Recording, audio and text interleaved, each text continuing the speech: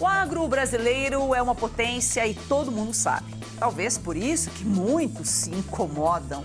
O agro é o Brasil que dá certo e a esquerda é contra tudo que é bom e funciona. Ela surgiu para ir na contramão e destruir o que pode desenvolver a população e uma nação. Vamos fazer um comparativo com o plantio direto aqui e como é a produção nos Estados Unidos, além de falar sobre o Fundo de Florestas criado por Lula. Ele não cuida do Brasil, agora quer cuidar das florestas dos outros. Assista agora A Força do Agro com Joyce Maffezoli. Doutor Antônio Cabreira, produtor rural, médico veterinário, foi ministro da Agricultura durante o governo Collor e secretário da Agricultura durante o governo Mário Covas, em São Paulo. É conselheiro do COSAG, o Conselho Superior do Agronegócio da Fiesp. É sempre um prazer recebê-lo, doutor. Prazer, Joyce, estar aqui na Força do Agro e hoje aqui falando direto dos Estados Unidos, de Illinois, com você. É isso aí, nós vamos conhecer aí um pouquinho do que é produzido, como é a produção nos Estados Unidos. Enquanto lá os americanos celebram quem produz, o Brasil transforma o produtor em vilão. Mesmo o agro sendo uma potência que aumenta aí, que alimenta o mundo. E agora surgiu um novo fundo florestal apresentado por Lula na COP30 que levanta mais dúvidas que certezas. Doutor, vamos começar a falar quais as diferenças entre o agro brasileiro e o agro dos Estados Unidos. O senhor está numa fazenda de soja, né? Já foi colhida aí. Fala as principais diferenças entre a produção no Brasil e nos Estados Unidos, que é o nosso principal concorrente na produção de soja, né? Sim, eu diria que a agricultura americana, Joyce, ela é o principal concorrente nosso em qualquer área. É hoje a agricultura mais competitiva do mundo. É a agricultura norte-americana. Agora, o que é interessante para você entender, Joyce? Eu estou aqui em Illinois, eu estou no estado que é o maior estado produtor de soja dos Estados Unidos. Aqui logo vizinho, a gente tem o estado de Iowa, ali é o maior produtor de milho. Vizinho aqui entre os dois você tem Nebraska. Nebraska e o Texas são os maiores produtores de carne. Então eu posso dizer que eu estou aqui no Heartland, eu estou aqui no coração do agronegócio americano. Esse tipo de terra que você vê aqui no fundo são as terras agrícolas mais valiosas dos Estados Unidos. Eu estou aqui em Decatur, é uma cidade no centro mais ou menos de Illinois, só para você ter uma noção da força e como às vezes os brasileiros não têm ideia de como o agro brasileiro muda até a geografia, muda até o cenário mundial. Decatur já foi a capital mundial da soja durante grande parte do século XX. Para você ter uma noção, quase um terço da soja do mundo era esmagado aqui, aonde eu estou. Esse cenário mudou. Hoje o Brasil produz muito mais soja do que os Estados Unidos. Talvez a capital mundial da soja hoje seja Sorriso. Mas só para mostrar essa diferença. E o que você vê aqui atrás, Joyce, não sei se você está conseguindo ver o clima, Sim. Meio nublado. Nós estamos aqui no outono. Daqui a pouco, 1º de dezembro, começa o inverno aqui. Então essa é a grande diferença dos Estados Unidos e do Brasil, por exemplo, em termos de clima. Aqui você consegue fazer só uma safra, por quê? Grande parte do ano você está aí com essa neblina, então você não tem essa incidência solar que o Brasil tem, então aqui você não consegue fazer uma segunda safra. Quando começa o calendário agrícola aqui, Joyce, o agricultor americano ele tem que decidir, ou ele vai plantar soja, ou ele vai plantar milho. O que ele decidir, ele não pode mudar. Ele tem que passar todo aquele ano agrícola apenas naquela cultura. Diferente aí no Brasil, o sujeito planta soja, o nosso agricultor, acaba de colher a soja e depois ele vem e planta o milho. Então é um país extremamente abençoado. A gente até tem uma expressão, Joyce, no Brasil, que quando você compra 1 hectare de terra, você não está comprando apenas terra, você está comprando clima, regime de chuva, você está comprando topografia, coisa que os Estados Unidos aqui não tem. Esse clima aqui nublado impede você fazer uma segunda safra. Ô, doutor, e como nós estamos avançados aqui no Brasil nessa realidade aí, era o Brasil há 20 anos praticamente, né? Porque o plantio direto é um sucesso tecnológico e ambiental por aqui. Nos Estados Unidos, eles não fazem esse plantio direto, ali, pelo menos nessa fazenda aí. Por que eles não fazem o plantio direto se dá tão certo aqui no Brasil? Isso é uma coisa muito interessante, essa pergunta sua ela é muito boa. Essa fazenda que você está vendo aqui atrás, ela não faz o plantio direto. O que é o plantio direto? É você plantar na palha. Então você acaba, por exemplo, de colher a soja, você tem aquela palhada da soja e logo em seguida você vem com milho. No caso do Brasil, nós estamos iniciando o plantio da soja. Essa fazenda aqui, ela acabou de colher, os Estados Unidos plantam o inverso, apenas o estado de Roraima planta igual aqui aos Estados Unidos, mas eles ainda aram a terra. Não sei se você consegue ver aqui, ó, toda essa terra aqui, ela está arada, tá vendo? Então, aquilo que a gente falava, tem até aquela música do Chitãozinho, Chororó, terra vermelha, terra arada, aquilo era coisa que os meus pais, os meus avós faziam. Eles continuam fazendo isso. O Brasil não faz mais isso, a gente não remove esse solo. Significa o quê? Que nós emitimos menos CO2, porque essa fazenda aqui, ela teve que colocar um trator, ele consumiu óleo diesel, ele usou arado, ele usou uma grade para remover esse solo. O Brasil não faz mais isso. Eu vou te dar uma ideia. Estou em Illinois, que é um dos principais estados agrícolas dos Estados Unidos. Eu não estou em qualquer estado. Aqui apenas 27% do estado de Illinois faz plantio direto. O restante, como essa fazenda, não faz o plantio direto. Se você pegar Mato Grosso, Joyce, é exatamente o inverso. 96% do estado do Mato Grosso faz plantio direto. Quer dizer, o oposto. Então, nós emitimos muito menos CO2. Se a gente pegar uma soja produzida aqui e pegar uma soja produzida lá no Mato Grosso e mandar para alimentar, por exemplo, o salmão da Noruega, porque hoje o principal fornecedor da ração do salmão da Noruega é a soja brasileira. Nós vamos emitir menos CO2 quando a nossa soja chegar lá em relação à soja americana. Então, se a gente está falando de sustentabilidade, não tem ninguém igual ao Brasil. E isso, Joyce, há estudos, por exemplo, de universidades, estudos técnicos. Por quê? Porque quando você faz o plantio direto, Joyce, é como se você estivesse voltando aos tempos originários. Aquelas florestas, aqui você vê um pouco de palha que eles ainda não gradearam aqui desse lado, significa que aquele solo não removido, e esse solo, quando ele fica com essa palha, que nem você está vendo aqui, eles vão gradear ela logo em seguida, aqui você tem um grande estoque natural de carbono. Então, é o sequestro e a captura do carbono, que é uma coisa que o Brasil não está sabendo explorar e que a gente deveria ter apresentado isso, por exemplo, na COP30. Não tem nenhuma agricultura que faz esse tipo de plantio direto. E aqui, Joyce, eu queria prestar inclusive um tributo, aproveitando o seu programa, que é muito popular entre os agricultores, o meu tributo a esses 3 agricultores brasileiros que criaram o plantio direto no Brasil. E um deles, inclusive, Joyce, ainda está vivo, é o seu Frank Dijkstra. Essa era uma pessoa que poderia estar sendo homenageado hoje na COP30. A gente tem aí nome de ruas, de praças com tanta gente, mas esses são os verdadeiros heróis brasileiros que mudam o nosso cenário, como o seu Frank Dijkstra ter feito esse plantio direto, algo que nem os americanos ainda estão conseguindo fazer.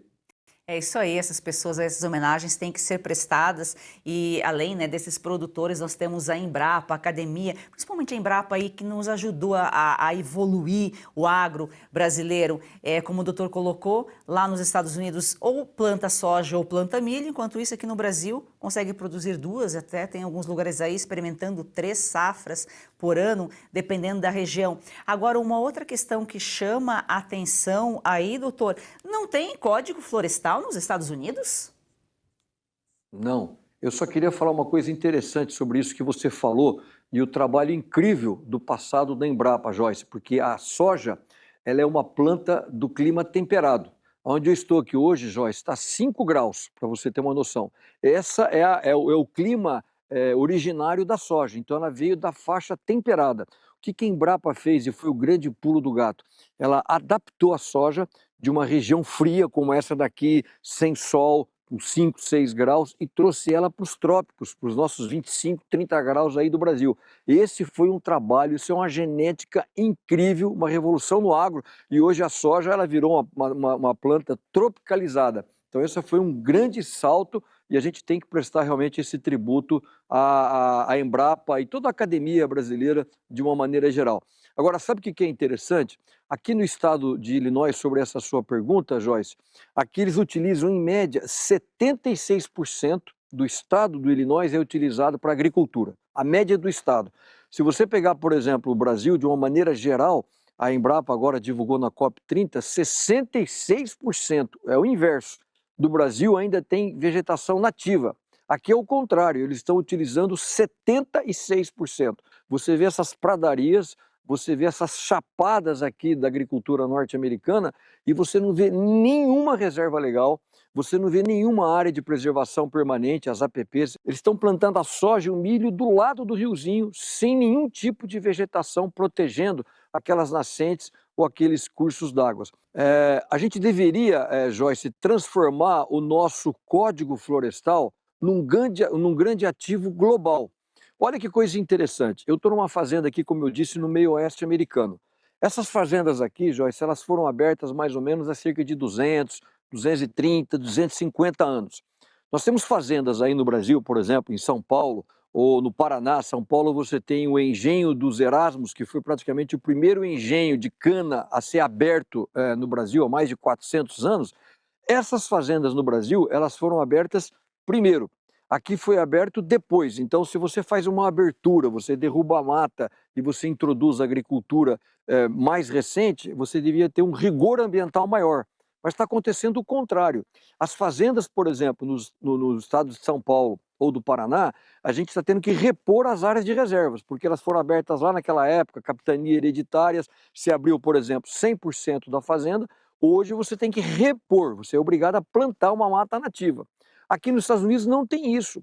Então, que tal se a gente criasse um código florestal mundial para que essa fazenda aqui ela não tem 1 centímetro de reserva? Ora, se uma fazenda em São Paulo está tendo que repor a sua reserva, por que aqui nos Estados Unidos ou em outros países, por exemplo, na Europa, ou na agricultura canadense, ou na agricultura australiana, por que eles também não repõem as suas áreas de reserva?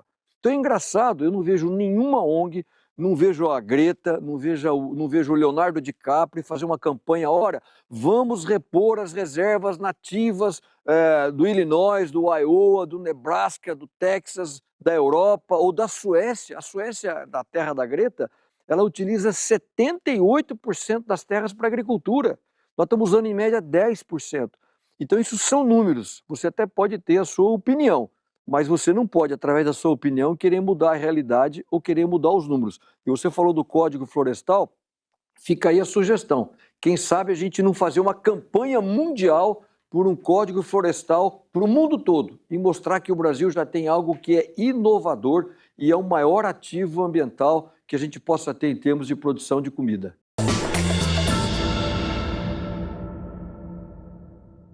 Donald Trump will never be president of the United States. Teoria do louco. Ninguém aplicou isso melhor do que Donald Trump. There's not going to be a President Donald Trump. A ideia é simples. Se os outros líderes acreditarem que você é imprevisível o suficiente para fazer qualquer coisa, eles pensam 2 vezes antes de te provocar. Trump usou essa estratégia para negociar com inimigos e aliados. Foi assim que interrompeu os testes nucleares na Coreia do Norte, assinou acordos históricos no Oriente Médio e, após ameaçar uma invasão completa a Gaza, conseguiu a rendição do Hamas. Essa é a teoria do louco, um dos muitos conceitos que só quem estuda política internacional conhece e usa para conquistar o que deseja. Por isso, a Brasil Paralelo lança a sua primeira formação em política internacional. Você terá o privilégio de aprender com professores que dedicaram as suas vidas para entender o assunto e te ensinar como enxergar os fatos como eles realmente são. E essa é a última chance para você garantir o seu lugar nessa turma e também receber bônus exclusivos. A certificação em Bitcoin, um guia completo para compreender essa nova moeda e o seu papel na defesa da liberdade econômica. E também a certificação em ciência política, que expõe as engrenagens do poder de Brasília. Ao confirmar a sua vaga, você receberá um convite exclusivo para a live secreta sobre geopolítica da Brasil Paralelo, que não ficará gravada depois. E ainda concorre a um item de colecionador. Mas atenção! Pular este vídeo significa perder o seu lugar nesta turma. Nós contamos com a sua presença. Muito obrigado e até breve.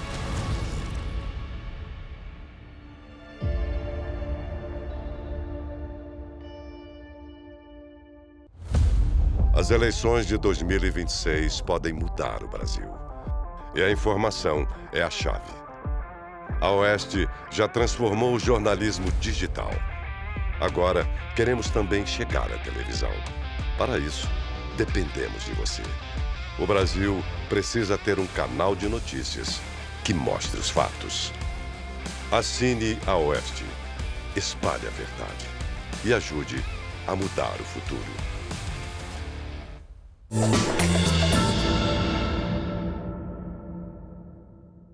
Doutor, o que falta para o brasileiro tratar o agro como aliado e não como inimigo, e inimigo político, né? É uma coisa interessante, a gente tem que olhar, ninguém está aqui dizendo que você tem que copiar o que se faz aqui. Tem muitas coisas que os Estados Unidos faz que não servem para a gente, mas tem muitas coisas que são interessantes. Você tinha feito uma pergunta a respeito ambiental, me lembrei agora. Aqui nos Estados Unidos, olha que coisa interessante, eles não têm um código florestal, então eles não são obrigados de forma compulsória a fazer sua reserva como a gente faz aí no Brasil. Mas eles têm um programa aqui, Joyce, que se chama CPR, CRP, Conservation Reserve Program. O que é isso? Esse é um programa que é o seguinte, imagine uma fazenda como essa é uma fazenda que é altamente produtiva. Esse programa ele depende do estado. Quanto mais produtivo for o solo, maior é o recurso que você recebe desse programa. Então esse programa ele estimula, olha só, ele estimula via recurso, via financeiro, os agricultores a deixarem uma parte da sua fazenda como reserva. Então, por exemplo, aqui no estado de Illinois hoje, o CRP ele está dando em média $213 por acre. Um acre é 2,47 hectares, então você está dando aí $530 por hectare. Isso aí, se a gente fizer uma conta aí, vai dar mais ou menos quase R$3.000, Joyce, por hectare. Para quê? Para o produtor, naquele ano, não produzir nada, não produzir soja ou não produzir milho e deixar regenerar aquela vegetação. Então, por exemplo, esse campo que você está vendo aqui atrás, se esse proprietário resolver entrar nesse programa de conservação, ele vai receber quase R$3.000 por hectare. E aí, isso por ano. Aí ele tem que assinar um compromisso, depende também do estado, um mínimo de 5 a 10 anos ele não pode plantar nada aqui. Então é uma maneira deles regenerarem a sua vegetação. Agora, daqui 5 anos ou daqui 10 anos, depende do contrato que ele assinar, quando isso estiver vencendo, Joyce, ele pode retornar aquela área para a produção. Ou ele renova o contrato com os Estados Unidos, com o governo americano, o Serviço de Proteção de Florestas, e aí ele recebe novamente aqueles recursos por ano.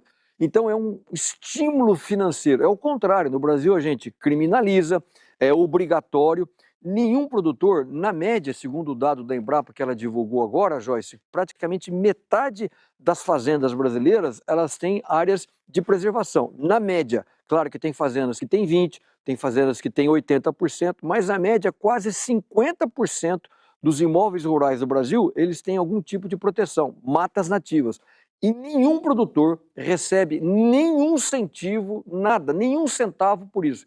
Então, se a gente fala muito desses fundos florestais que aí foram anunciados, por que não utilizar esses fundos, então, para estimular os agricultores a serem remunerados por esses serviços ambientais, como os americanos fazem aqui?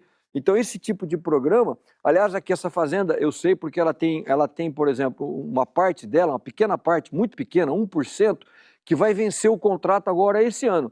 Então, ele está negociando com o governo americano. E aí o governo americano às vezes está oferecendo para ele um tanto, ele fala, não, por esse tanto eu vou voltar a era para a produção. Então ele olha para o mercado, se a soja tiver um bom preço, ele retorna aquela área para a produção. Isso é impossível você fazer no Brasil, ninguém vai poder pegar uma área de reserva ou uma área de APP, voltar a produzir, depois voltar como área. Então é só para mostrar a flexibilidade que se tem aqui, mas que está longe da sustentabilidade e daquilo como a gente faz como grande ativo ambiental aí no Brasil.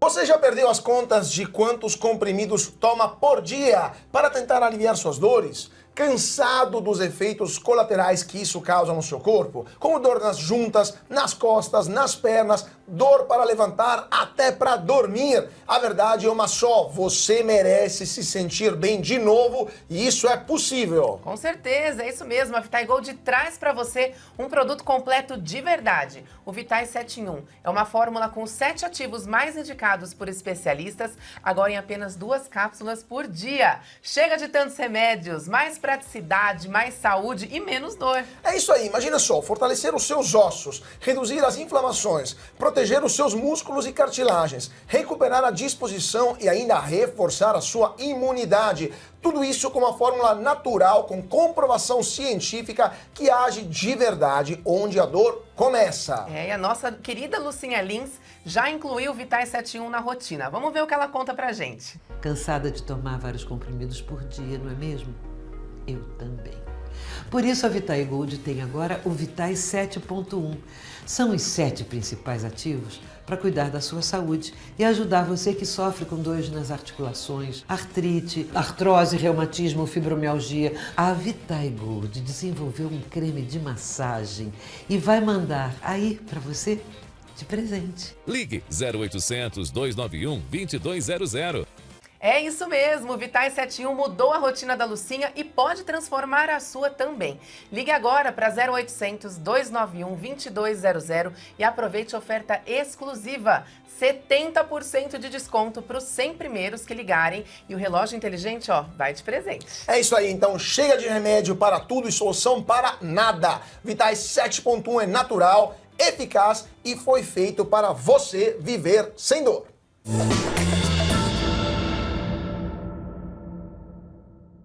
Pegando o gancho no fundo das florestas que o doutor colocou aqui, lançado por Lula na COP, né? Diz ele que será para incentivar a conservação ambiental. Qual a diferença para o Fundo Amazônia de Marina Silva, hein, doutor? Seria um para o Lula receber recursos, distribuir para outros países, e o outro, os recursos ficam no grupinho da Marina?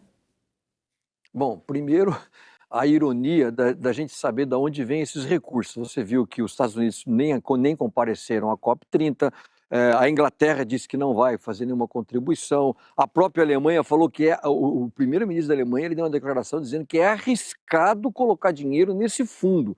Não sou eu que estou falando, são os estrangeiros que fizeram esse tipo de comentário.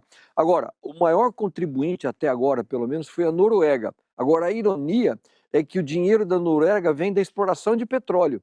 Então, a Equinor, que é uma das maiores petrolíferas do mundo, pertence ao governo da Noruega, está explorando lá o Rosebank, no Mar do Norte. Eles tiveram mais de 700 novas licenças para explorar o Mar do Norte. E esses recursos que estão aí querendo fazer a proteção da floresta amazônica. Agora, esses dois fundos, na realidade, a gente tem sempre assim, eu sou muito cético em relação a isso. Tem vários trabalhos, sem falar da questão de corrupção e outras coisas, Joyce, mas tem vários trabalhos que hoje praticamente 60% a 80% desses recursos, ficam na faixa intermediária. Eles não chegam no fim, não chegam lá na floresta, no povo que vive lá, nos mais de 20 milhões de brasileiros. Então para aí com ONGs, pagando congressos, pagando viagens, pagando uma série de coisas, serviços prestados por essas entidades. Então virou um grande business essa questão. Agora eu sempre gosto de dizer, e quero repetir aqui com você, Joyce, eles não estão preocupados com o verde das nossas matas, eles estão preocupados com o amarelo, com a eficiência da produção da nossa soja. E não foi o doutor que falou, justamente, esses representantes desses países estrangeiros sabem que é um risco muito grande colocar qualquer dinheiro, seja lá qual for a quantia, num fundo aí lançado por Lula, administrado por Lula. Eles conhecem bem o Lula. Por falar em Alemanha, né, doutor, fazendo um balanço geral aqui da COP, todo mundo sabe que foi um fiasco, um absurdo, né? Belém naquelas condições. O chanceler alemão, nas palavras dele, deu graças a Deus que saiu do Brasil. Ele foi indelicado, mas ele mostrou a realidade do Brasil, e mais deselegante ainda é o Lula com tantas coisas, né, com tantas barbaridades que ele acaba falando. Noruega é um dos principais financiadores do Fundo da Amazônia, já prometeu aí investir também nesse fundo. A Noruega é um dos países que mais circulam aqui no Brasil, junto aí com o governo de esquerda, com as ONGs que estão lá na Amazônia. Sim, duas coisas interessantes e que é uma ironia, Joyce, eu queria comentar com você. Eu fiz uma viagem agora recente para a Ásia Central e fiz uma conexão na Alemanha e quis confirmar um negócio que tinham me contado e fui lá realmente para ver, porque essas coisas existem muito boataria, muito diz que diz. Eu sou apaixonado por leitura e sempre gosto de retratar isso, qual é o retrato da Alemanha em termos de sustentabilidade. Às vezes a gente fala, por exemplo, a Gata Borralheira, Branca de Neves, a Bela Adormecida, Joãozinho e Maria. A gente imagina que isso aí veio de Walt Disney, como eu estou aqui nos Estados Unidos, a Disneyland, essa coisa toda. Não, mas esses contos infantis, eles vieram de dois irmãos alemães chamados Contos dos Irmãos Grimms. E eu, desde garoto, eu tive uma paixão muito grande pela leitura, estimulado pelos livros dos irmãos Grimms. E eles escreviam essas histórias naquelas florestas, Chapeuzinho Vermelho, por exemplo, Lobo Mau andando pela floresta, aquela coisa toda. Mas agora, na semana passada, por isso que eu passei lá, a Alemanha autorizou a destruição dessa floresta na Alemanha Central, que são as famosas florestas negras. Ali você tem carvalho de mais de 500 anos, e eu fui lá ver, que era uma floresta assim, mitológica, era a floresta de conto de fadas dos irmãos Grimms. Ela está sendo, Joyce, destruída para abrir ali uma das maiores minas de carvão e uma usina eólica, de turbinas eólicas. Então veja que coisa interessante. Vem aqui, vai aí no Brasil para apitar sobre essa questão da sustentabilidade, mas lá eles estão destruindo talvez um dos maiores ativos e mais originários ativos ambientais da própria Europa. Então que coisa engraçada. E da mesma maneira, a Noruega. A Noruega, ela não tem um código florestal. Você vai visitar as fazendas norueguesas, é da mesma maneira, eles não têm APP, eles não têm reserva. Então, por que, se a Noruega não está preocupada, como eu falei aqui sobre os Estados Unidos, por que a gente não leva o código florestal para lá? E aí nós vamos pegar as fazendas produtoras lá da Noruega, olha, você vai ter que recompor a sua vegetação nativa. Vamos fazer um índice aqui, ó, pelo menos, não precisa ser nem os 20, 35, 80%, mas vamos pelo menos colocar 10%. Cada fazenda da Noruega deveria recompor 10% da sua vegetação nativa. Ninguém faz isso e ninguém fala. Então, se até o próprio presidente quisesse fazer aí um contraponto em relação a isso, poderia mostrar o nosso código florestal e estimulá-los para que eles também fizessem a mesma coisa. Mas você pode ter certeza, quando for mexer nisso, no sistema produtivo deles, ninguém vai fazer aquilo que o Brasil já está fazendo. Mas o nosso presidente não conhece o Código Florestal, ele não tem essa capacidade, né, esse conhecimento para poder contrapor esses países, infelizmente. Por falar na sua viagem à Ásia, doutor, você esteve num país que a área para plantio é muito, mas é muito pequena e mesmo assim eles produzem? Eu só vou fazer um pequeno adendo rápido naquilo que você colocou.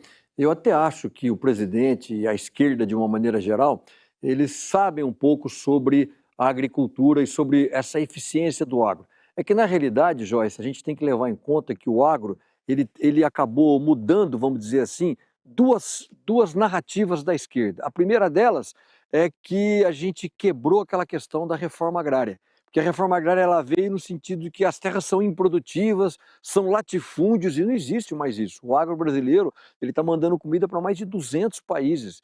Então, esse é um negócio incrível, a força de alimentação, de eficiência que o agro tem. E, segundo, ele também resolveu essa questão da fome. O Brasil é um país de fome. Nós nunca deixamos, em nenhum momento, você encontrou alguma gôndola de supermercado brasileiro vazia, mesmo durante a pandemia. Então, esses pontos, a eficiência, esse salto tecnológico do agronegócio quebrou essa narrativa. Agora, isso que você colocou é muito interessante. Essa questão, por exemplo, da Ásia Central, o valor que eles não dão sobre o algodão. Por exemplo, o Tajiquistão, 96%, Joyce, do Tajiquistão é composto por montanhas. Apenas 4% é área agricultável. Agora, eles utilizam tudo aquilo. E mesmo nesses 4%, se você pegar o brasão de armas do Tajiquistão, eles têm uma pluma de algodão no brasão de armas. Então, a valorização que o agricultor tem lá. Na Ásia, esses outros países, né, com o pouquinho que eles têm, eles fazem muito. E o Brasil aqui tem essas terras abundantes aqui e acaba não valorizando. Doutor, muito obrigada pela sua participação aqui em A Força do Agro. Obrigado, Joyce. O prazer é muito grande e agradecer esse espaço para a gente poder contar um pouco melhor a história do nosso agronegócio. A Força do Agro é o Brasil que dá certo.